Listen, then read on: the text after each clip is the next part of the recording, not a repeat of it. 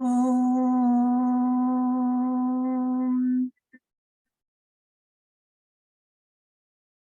Om.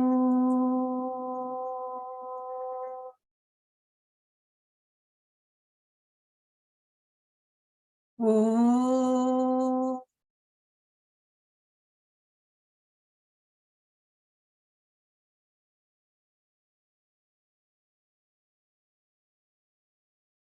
Om Sahana Bhavatu Sahano Bhunaktu Sah Viryam Karavavahai Tejasvinavaditamastu Ma Vidvishavahai. Om Shanti Shanti Shanti. Om Sadashiva Samarambham Shankaracharya Madhyamam Asmadacharya Paryantam Vande Guru Paramparam. Om Shri Gurubhyo Namaha. Harihi Om. So welcome everyone, and so we're going to be carrying on with Bhaja Govindam. So it's been a little bit of a break, almost 3 months since the last lecture. So I'm going to be recapping a little bit, and so I will not share my screen while I'm doing this. So and then we can just put it back on when we need to with the verses. So in the last class, what we looked at is we talked a little bit about Adi Shankaracharya Ji, who wrote this text. So we learned a little bit about his life, his very short life, but very influential life as well. So his life mission has been to make these teachings accessible to us all, and to make it really so in such a way that we can understand it. So the Shastras, or the Vedas, and the various scriptures are written in a very cryptic sort of way. And first of all, they're very impenetrable, and secondly, they can be misunderstood.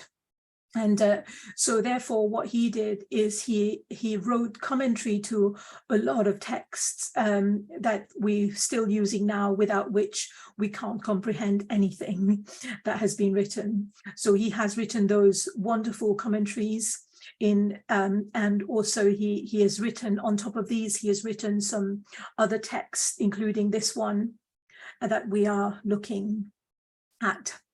So I mean, in terms of why he needed to do this, Shankaracharya Ji, was that at the time in India, there was loads of practices, barbaric practices that were happening, and people's misunderstanding about various things. And in the name of the Vedas, if they still believed in it, people were doing all sorts of things. So people took a lot of liberties with what was written, and according to their fancies were doing various things. So there were several versions of the truth floating around, and even today we can see the same phenomenon to a certain extent, not with regard to the Shastras, but with regard to other things where, you know, there are apparently several versions of truth that are going on, and also people kind of are a bit hesitant to sort of say, well, actually, there is one truth, and there are many opinions, but the truth, there is really just one. And people find that offensive sometimes, but this is actually the truth. I mean, a lot of things can't be true, and they can be contradictory. So there is very often, I mean, not always, but, you know, but there are many opinions. So then we went on to look a little bit at the context on when this text was composed. So this text was composed when Adi Shankaracharya Ji was in Varanasi, and he was walking, and he came across this elderly gentleman who was learning grammar, and Sanskrit grammar is particularly really difficult, and it takes a lot of years to learn it properly. And so so Shankaracharya ji composed this out of compassion for that person, but that person really represents all of us over the generations. So in kind of saying, well, actually what you're doing here is not very productive, is not what you need at this time in life, and is not going to serve you for your own pursuits in this life and future lives. So therefore, it's not to say that grammar is not important at all, but it's just to sort of say that there are other things that are probably more important at a certain stage of life. So in that context, the language of the text as well is very whiplash. So it makes no allowance to be polite, to be what we would think is politically correct in our days. And it is very crude. But it is important to understand where this is coming from.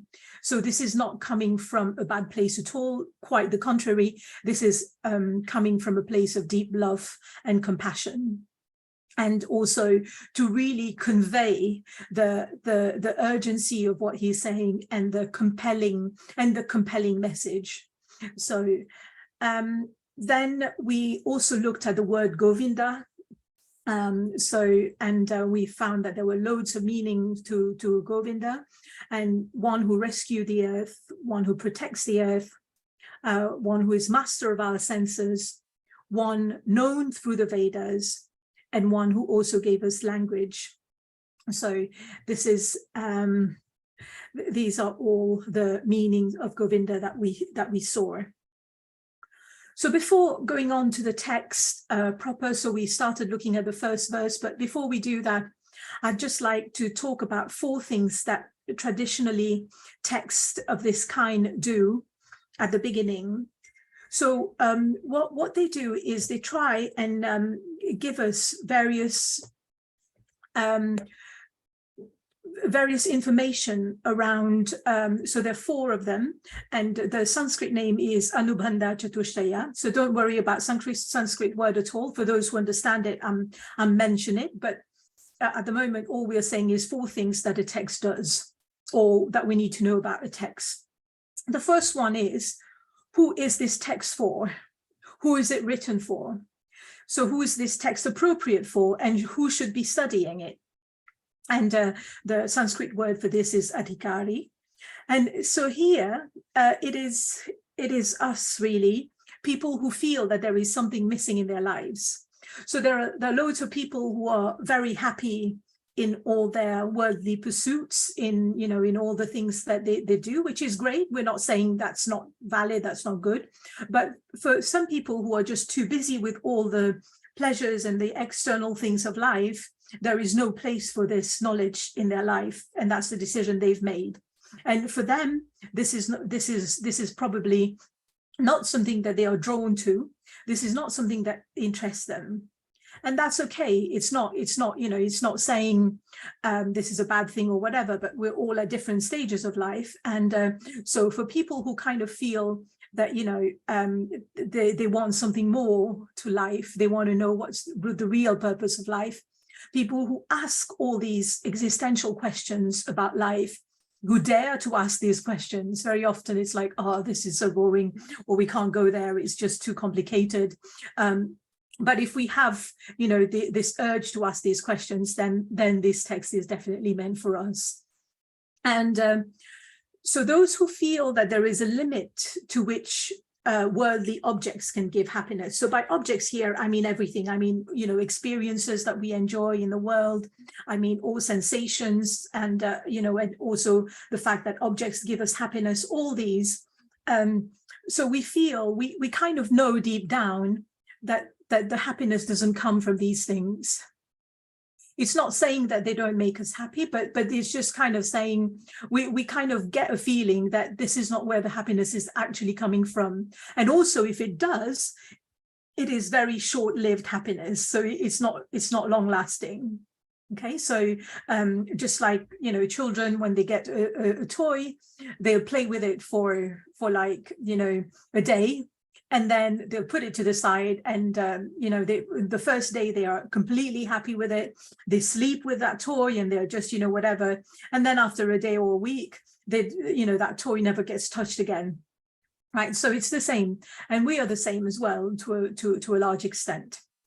And then thirdly, this text is also meant for people who have a certain degree of peace of mind. So what we mean by that is, the mind is not all the time occupied by everything that's going, like a massive long to-do list and a long list of things that I should have done, a long list of things, or always doing all these things. So that to be able to have the time to think about these questions and to even for them to occur to us, we need some peace of mind to help us do this.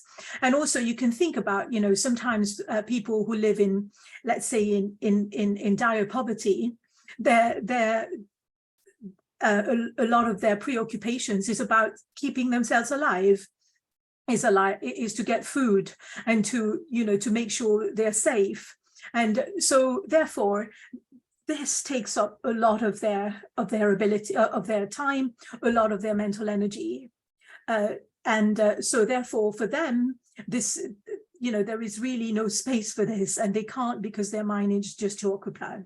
So what we're saying is, we're not putting any judgment on all this. We're just saying that for us to have this privilege of learning about this, we need a certain degree of a peace of mind, and that our mind is got a bit of capacity so that we can think about these things.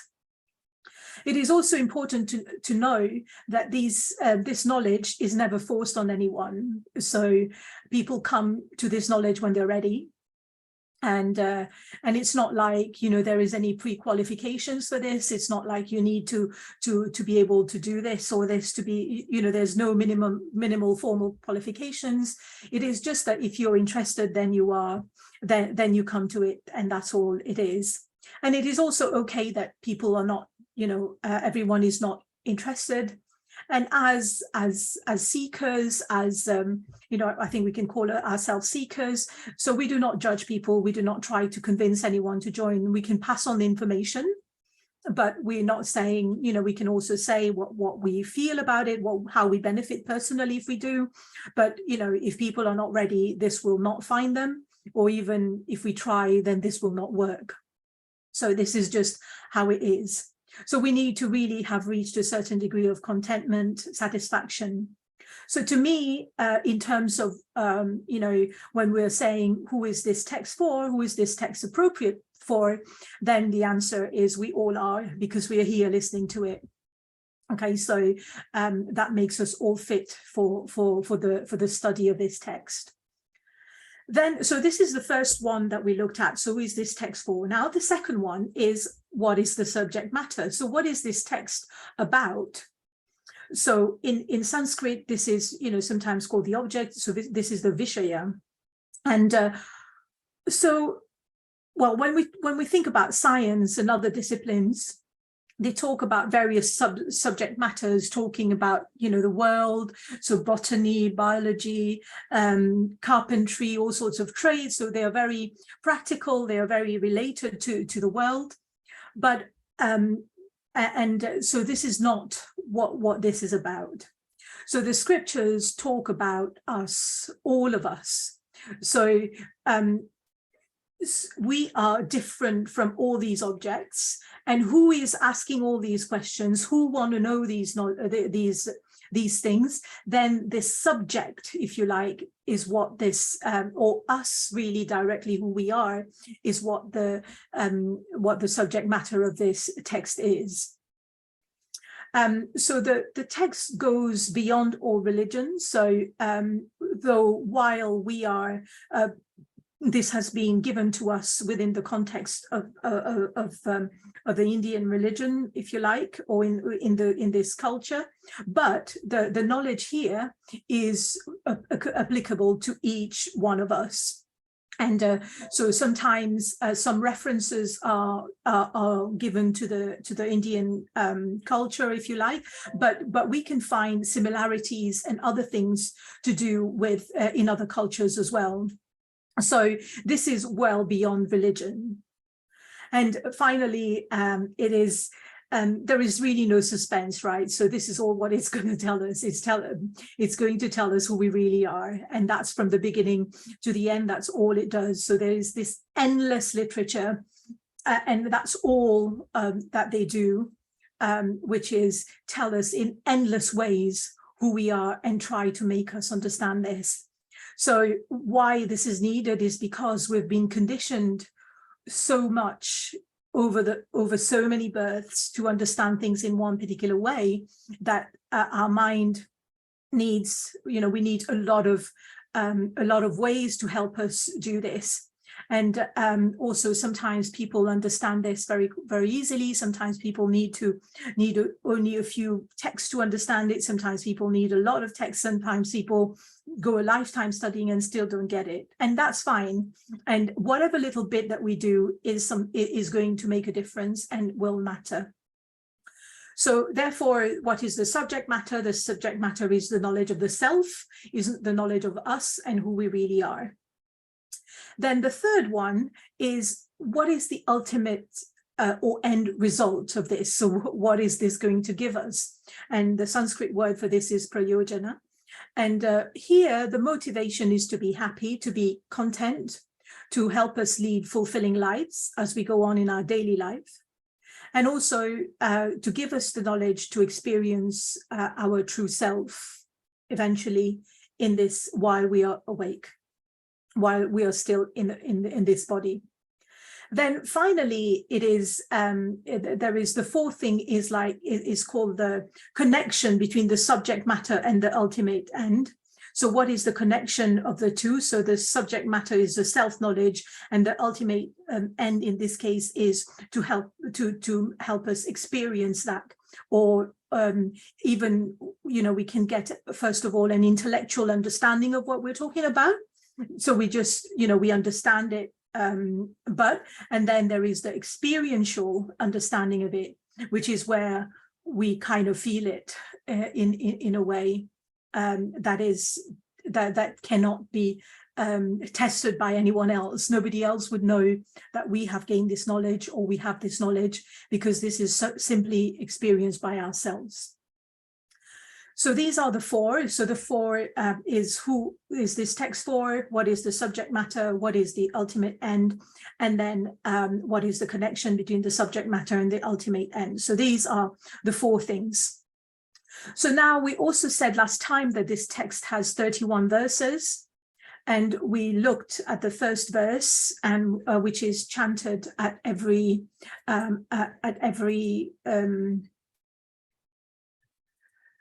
whoops. Okay, so I will. I'm hoping you can see my screen with the first verse if you haven't got it in front of you. So we'll chant it again twice. If you want to join me, please join me. Bhaja Govindam, Bhaja Govindam, Govindam Bhaja Mudhamate, Samprapte Sannihite Kale, Nahi Nahi Rakshati Dukran Karane, Nahi Nahi Rakshati Dukran Karane. Once more. Bhaja Govindam, Bhaja Govindam, Govindam Bhaja Mudhamate, Samprapte Sannihite Kale, Nahi Nahi Rakshati Dukran Karane, Nahi Nahi Rakshati Dukran Karane. So we looked at just the word meaning, or the translation, if you like, of this verse is Bhaja means seek, Govinda, see Govinda, see Govinda, see Govinda, O fool, so Mudhamate means O fool. And then it says, when the appointed time Appointed time here means death comes. Grammar rules surely will not save you. So this is the context of what we looked at. So this first line urges us to develop a rapport with Govinda, which is one of the many names of the divine. So again, as I said earlier on, you can do this in the context of your own beliefs and your own religion, and that's fine.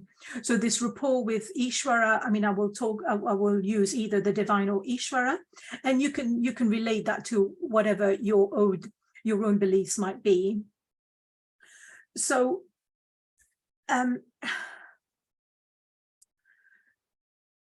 so here it means that at the time of death, and what death means here is the dropping of the physical body, the knowledge of grammar will not help us. So grammar here refers to all the disciplines and the skills that we hold very dear to. So we talked a little bit in a more detail last time about Govinda and a few more meanings. So today we're going to be focusing on the words Bhaja. So Bhaja also means quite a lot of things, mainly three things that we will be looking at today. So we need to, well, what it is saying, the first line, Bhaja Govindam, Bhaja Govindam, Bhaja Govindam, is kind of saying to us that we need to consciously develop a rapport with Ishvara. And so what does build a rapport with Ishvara mean? So it means experience in our life the presence of Ishvara, experience that intimate connection with Ishvara. And now we'll talk about how we can do this. So it's all well and good to say develop this rapport, but then how is it done? So there are three main things that we're going to be concentrating on. The first one is serve, the second one is love, and the third one is meditate. Or so serve, sometimes people use the word seva for it. And so we have to develop this attitude of service, if you like. This in Sanskrit, this is called the seva bhava. And so all it means is the attitude of service. So we need also to understand that Ishvara is present in the form of the world. So everything that is manifest is the divine, is Ishvara, and comes from Ishvara. And so this is, and that is one of the reasons and the way how we can develop this attitude of seva. Seva doesn't mean just to serve the Lord, to serve Ishvara directly in terms of however way we want, but also everything which is part of the world. So we've all come on this earth with our own circumstances, with our own duties to fulfill. Some people call it vocation, some people call it with their own mission or their own purpose. It doesn't have to be something glamorous, but we all have it. And whatever we have we all have our own responsibilities, depending on our life situations, depending on where we were born, and all the stages of life we're in now, and also the culture we're born in, whether we're born a woman or a man, and all sorts of things. So we've got to fulfill our duties in respect to all this. And so we will talk about this a lot more. So resisting our duties is not seva bhava at all.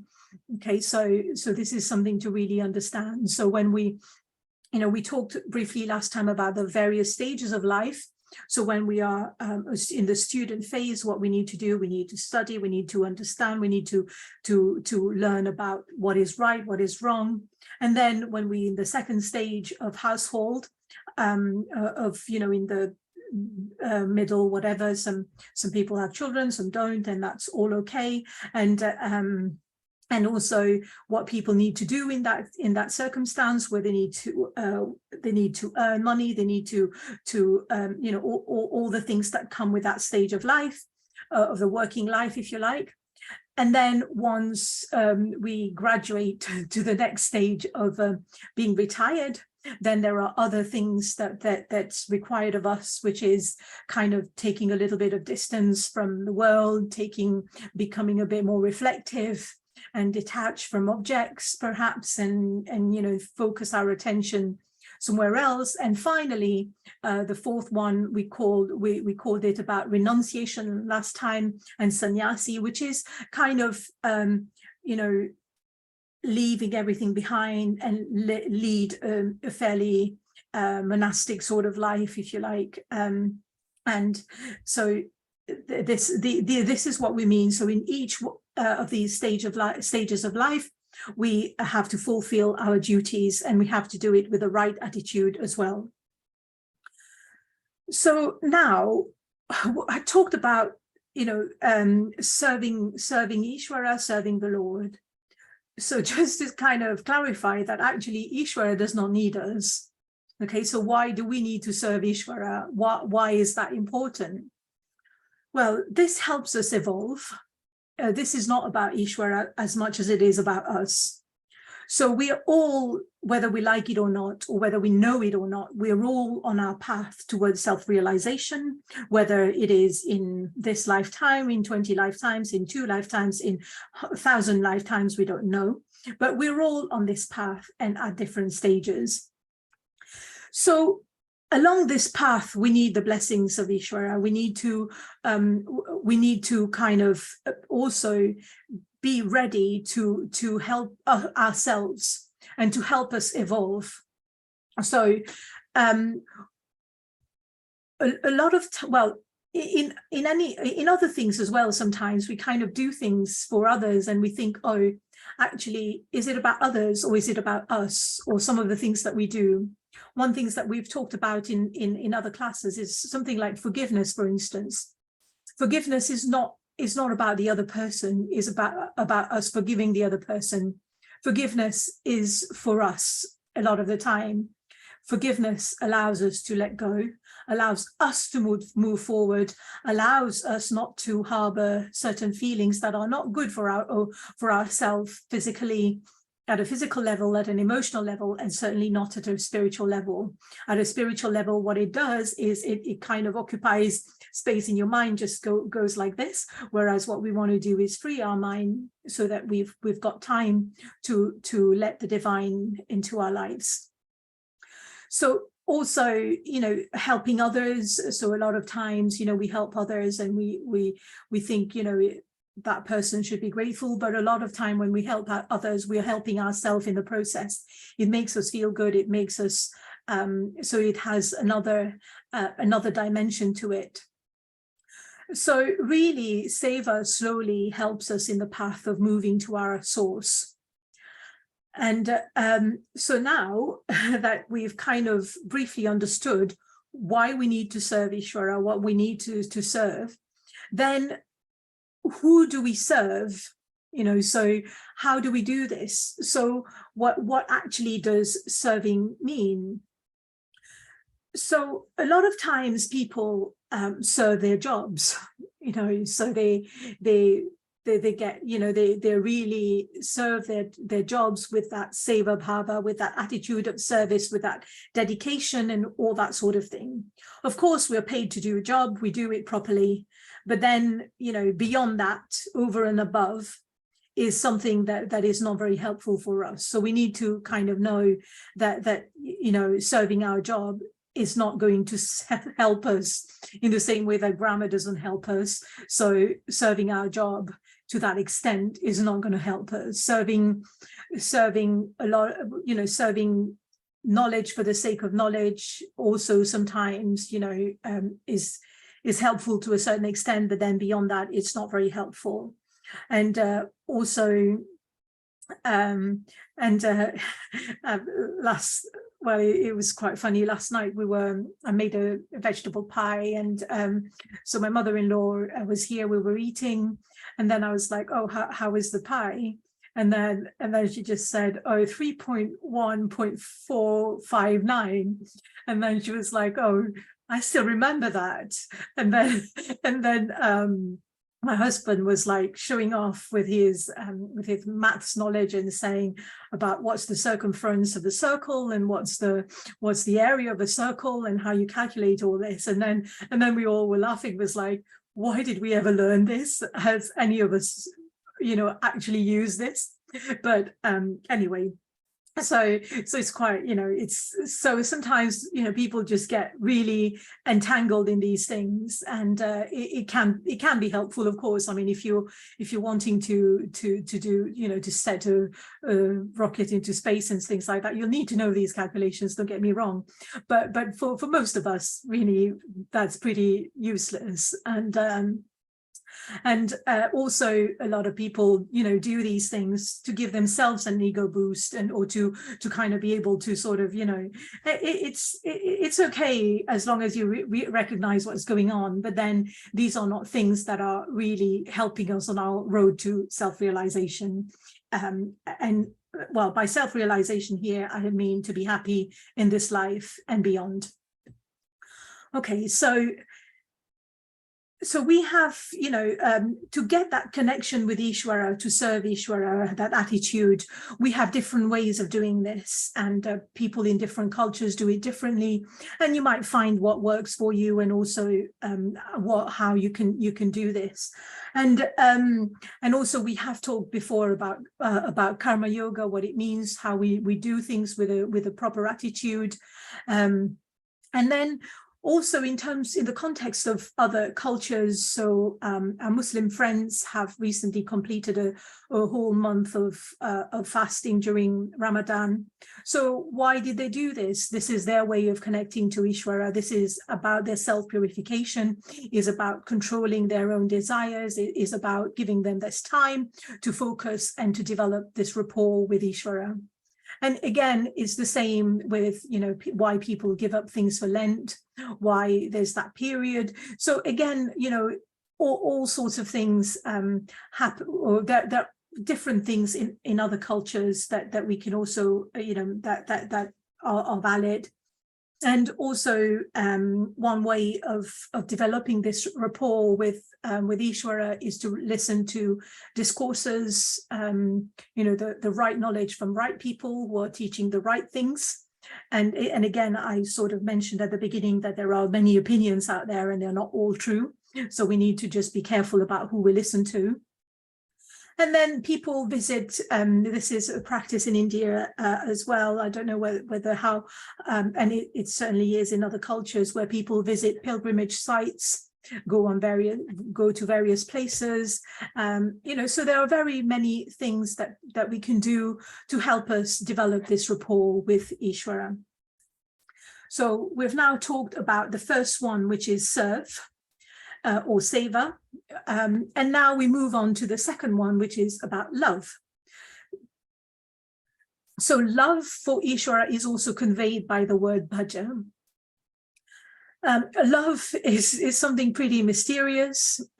Sometimes, when we want to refer to this mysterious aspect of love and all that, we say, oh, there's chemistry, there is magic, it's magical, something, all sorts of language is used to convey that idea of it being quite mysterious and quite, quite special in very many ways. And sometimes one of my friends the other day was saying, actually, walking through the parks now just seems magical. And, with all life coming, with the spring and all that sort of thing. And all these are just a way, is love, is that connection. So the connection with Ishvara is no different at all. It's just like, the same love, mother and a little baby, where separation is unbearable. So really, we are not separated from Ishvara, but we think we are, and we are only separated from Ishvara in our own mind, and we create that. Our mind creates that separation. So we'll talk about that a bit more in detail as we go on. And one again, a mysterious thing about love is the more we love, the more we feel Ishvara's presence. So but now the question is who to love, or how do we love and who to love? so when we love an object or a person, what happens? So very often we develop an attachment, right? So then what happens to that attachment? That attachment can develop into a lot of things, sometimes not very positive things. It's still coming from love, but it comes to, it comes to control, because you want people to, to behave in a certain way, or you're just too afraid to let somebody do what they want because you don't want them to let them go. You want them in your sight all the time. So sometimes parents are like that. They want their children there all the time for their own, because they love them too much. They can't bear them being away, or all that sort of thing. So really, and this is for people, and also it can be also for objects. If we love an object that we have so much, then there's no problem with that at all. But when does the problem come? The problem comes because if we love it so much, we therefore fear about losing it. So this is where the problem comes. And yeah, and the more people have, the more this happens. They have more things that they feel the fear of losing, and then it becomes more and more problematic. So that's one of the reasons that perhaps loving objects or people in that way can be dangerous. I'm not saying it always is, and I'm not saying don't love your partner or anything like that, but what I'm saying is it has that potential. Whereas if with Ishvara, that hopefully will not happen.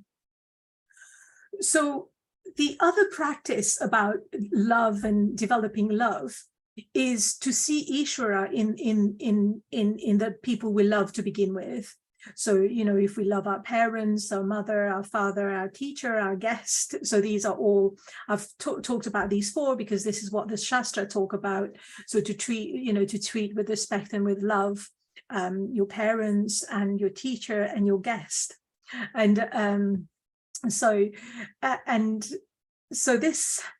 these are all ways we can sort of develop love for people we know.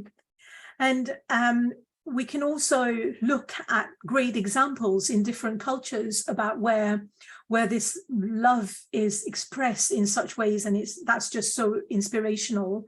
I mean, I just have a few in the Indian context again. One is Lakshman for his brother Rama in the Ramayana, where his devotion to Ram knows no end. Similarly, Hanumanji, who is another god, his love for Ram is also unprecedented and unparalleled, and so that kind of, and also there are people like Mirabai, and I don't know, in other cultures as well, I'm sure there would be people like that who are very inspirational.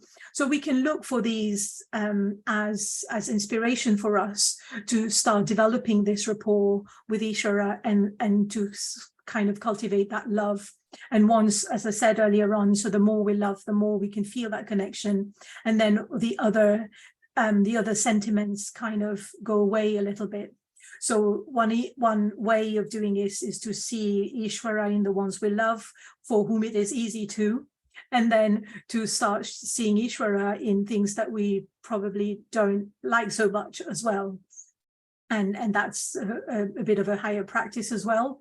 And for those who have done some Buddhist practices, there is some meditation practices where you kind of send love to somebody who's presenting difficulties in your life, who you have a difficult relationship with. So it's the same idea of sending love and developing and cultivating love. And also, listening to a lot of inspirational things, listening to some of the great stories in our Puranas and in various cultures as well, is just absolutely fantastic and helps us to do this. And then, so we've talked about serve, and then we've talked about love, and now we'll talk about meditate or seek. So the third meaning of bhaja. So what this means, it means to inquire, and the Sanskrit word is sometimes vichar, is really to find out the nature of Ishvara. So who is this Ishvara? And how is Ishvara related to me? What is, you know, all that kind of thing is to find out this nature. So in a way, seva or service helps us to develop love, and then love then gives us that urge to know Ishvara. So this is why these are all interlinked, and then once we get to that stage, then we have this urge to want to know who Ishvara is. And so bhaja also means dhyana, which is some people call it meditation, to let that knowledge culminate in the experience of us understanding who we really are. So this is what bhaja means. Okay, so we've spent quite a bit of time to know this, but this is quite important, and we're not going to spend this much time with every single word, but just the very important ones. So now if we looked at the verse again, so we've looked at this line, and now we're going to look a little bit about this line which says, samprapte sannihite kale nahi nahi rakshati dukrin karane. So what this means is, when deaths arise, the knowledge of Rama will not save us. So it is important to understand what is death. So notice that we've had this discussion before, but notice that it doesn't say if the appointed time comes, it says when. Okay, so that means it will come, right, whether you like it or not. And so I'll share with you what happened last Saturday. So last Saturday, I was just about to make, so that, not yesterday, a week before, that was the day of the coronation. I was making lunch as a friend who was here, and then we're just like, oh, we've not taken notice of the coronation, and both of us were laughing, like, you know, we've kind of actually sworn to the Queen and her successors when we naturalized as British citizens, so we might as well just watch a bit of the coronation. So put the TV on. Somehow managed to put the TV on, and then the first thing that was said is, I can't remember the exact word, but it says, "May the king never die," or something like that. It says, may the king live forever. And I laughed at that as well. Yeah, yeah, absolutely. So yeah, so I was just like, okay, seriously. So then I just thought, okay, I'll switch this off because this is just not going to go well. But anyway, so this is just banter. But anyway, seriously, it is going to happen, right? And so death simply means dropping this body. And body in Sanskrit is called deha, and the definition of body in Sanskrit means to decay. So by definition, this body will decay, and the way death is portrayed in this context, or in the Indian philosophy context, is simply change of clothes. So the Atma never dies. The real I is never dies. We are immortal, but the body dies and the body decays. So we just drop the body, and if we have another birth, then we change. We get a new body, spend 9 months in a womb, and then we come out again. But if we gain self-realization, then there is no more birth for us.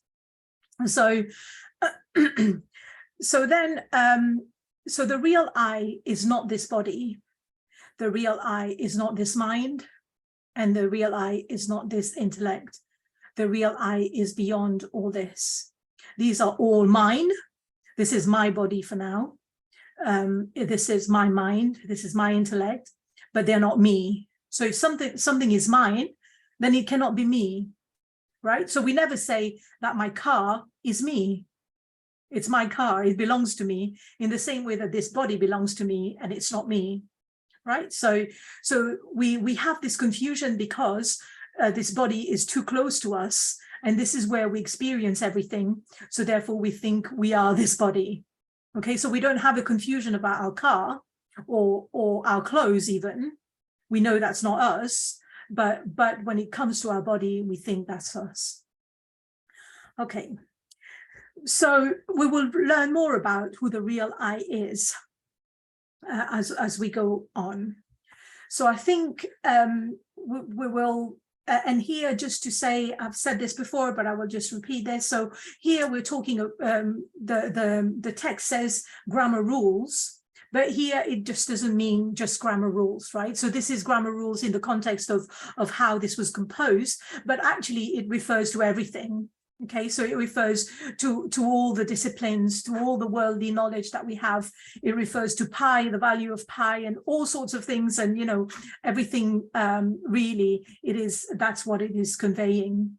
So all these knowledge, however knowledgeable we think we are, and all these things that these are not going to help us when death comes. So we will come back to this point more later, but for now, this is what we want to look at. So now we're going to read, we're going to go and read verse 2, and then we're going to take it from there.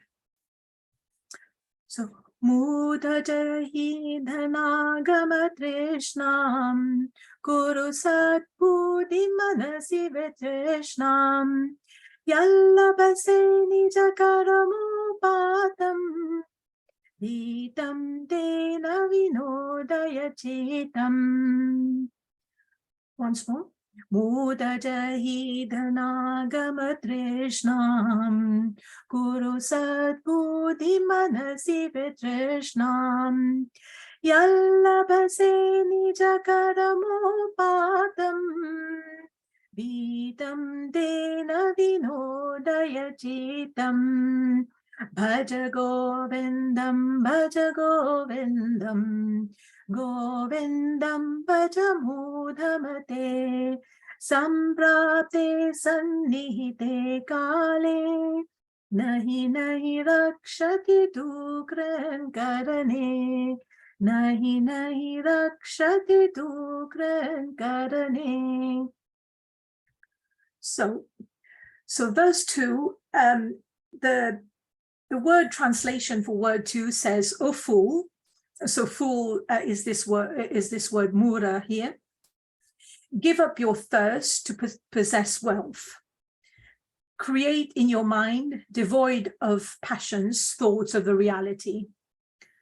So with whatever you get as a reward of your past, of your current, entertain your mind and be content. So that's what it is saying. And so here it's good to see that word mura again, "O fool."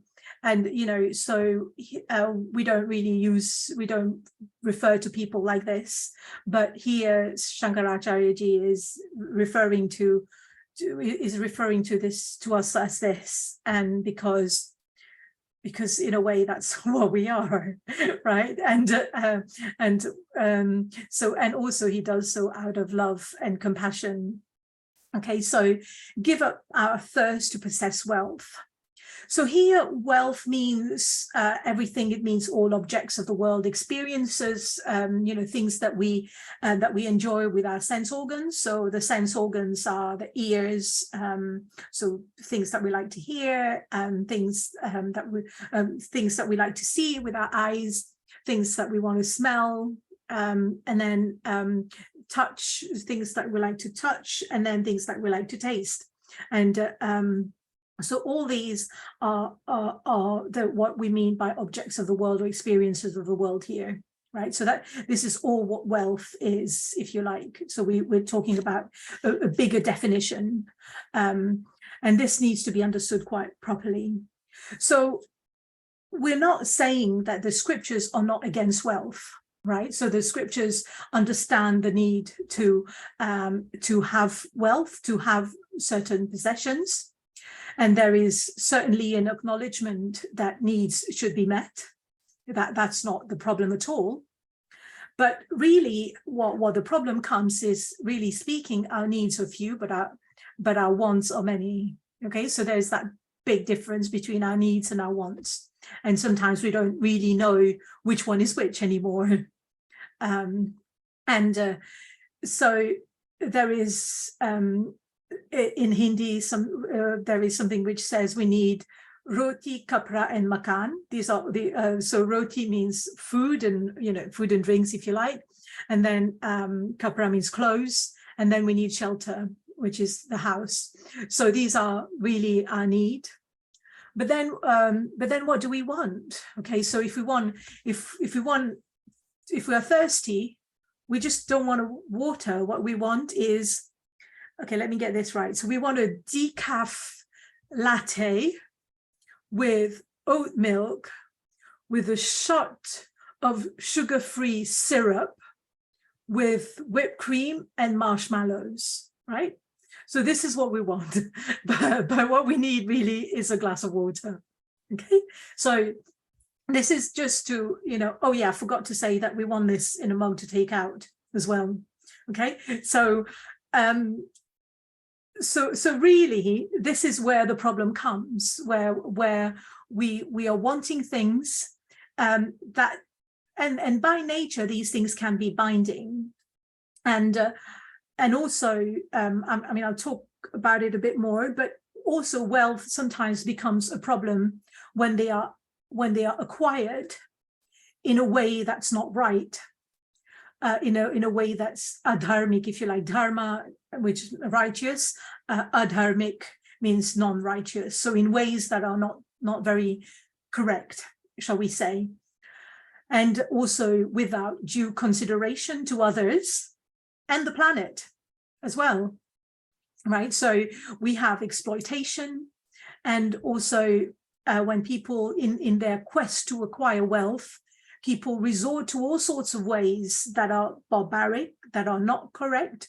People start indulging in lies, which we know in all cultures and in all universal values, lying is not a good thing, by deception, and all sorts of things that people use to in the process of getting wealth. So that is the problem, and about wealth. So there is another thing that I wanted to talk about with wealth, is that wealth can be binding. Okay, so what I mean by that is that the more we get, the more we want. And that is very, very natural in this world. And so I might have told you this story before of this monk who lived a very simple life, and he had like just not very many clothes, and he just had a house and just enough to eat.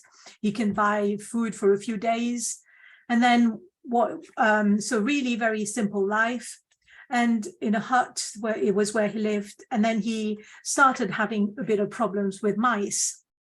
So, and then he decided, oh, okay, I need to get rid of the mice. So what do I do? So he thought, oh, I'll get a cat. So he got a cat, so to help with the mice, but then now the cat needs food, and this is a time when it was okay to feed cats milk, right? So it probably isn't anymore, but at that time it was okay to feed cats milk. And then he was like, oh, where do I get milk? So he then decided, actually, I will need to get a cow. So he got a cow, and then the cow needs food. He needs to go and get fodder from somewhere else.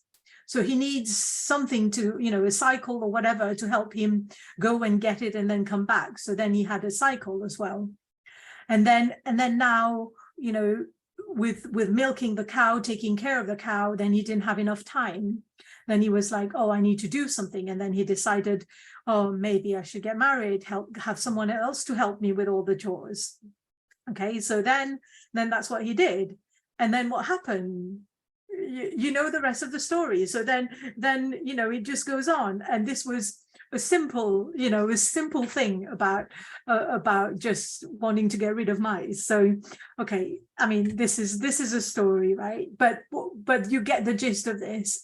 It just means that once we start, we don't know where to stop, and that's just the way it is. And you just think, oh, but now I need, just what I need is this thing. It's true for that time, and then the next time it just goes on forever, and that's the way things are. So this is what we mean by these things becoming binding. So I think we will stop here for today, and then we will look at the rest of the verse next time. So we will just conclude. Om Purnamada Purnamidam Purnat Purnamudachyate Purnasya Purnamadaya Purnamevavashishyate. Om Shanti Shanti Shanti. Om Shri Gurubhyo Namaha. Harihi Om.